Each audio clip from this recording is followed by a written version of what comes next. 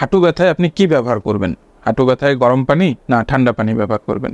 গরম সেক না ঠান্ডা সেক ব্যবহার করবেন? ধরেন আপনার হাঁটু ব্যথা দীর্ঘদিন যাবত আছে, তাহলে একরকম আপনার হাঁটু ব্যথা এখন তৈরি হয়েছে, অথবা আপনার আঘাতের কারণে একটি হাঁটু ব্যথা হয়েছে। সকালবেলা ঘুম থেকে উঠলেন, দেখলেন আপনার হাঁটু ব্যথা, আবার সারাদিন কাজ করে বাসায় ফিরলেন, দেখলেন হাঁটু ব্যথা। এটা হঠাৎ একদিন শুরু হলো, অথবা এটা কন্টিনিউয়াসলি আপনার চলছে, হয়তো 6 মাস, কারো 1 মাস, কারো 1 বছর।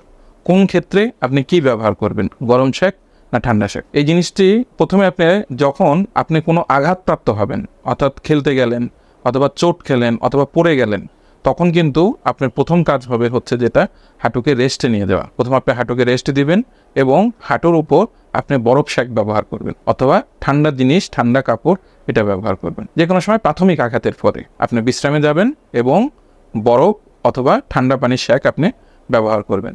দ্বিতীয় যেটা, আপনি দীর্ঘদিন যাবত আপনার ব্যথা আছে, আপনি হাঁটছেন ব্যথা করছে, আপনি সিঁড়ি দিয়ে উঠছেন ব্যথা করছে, আপনি অনেক দিন যাবত পেইন, তখন আপনি কি করবেন?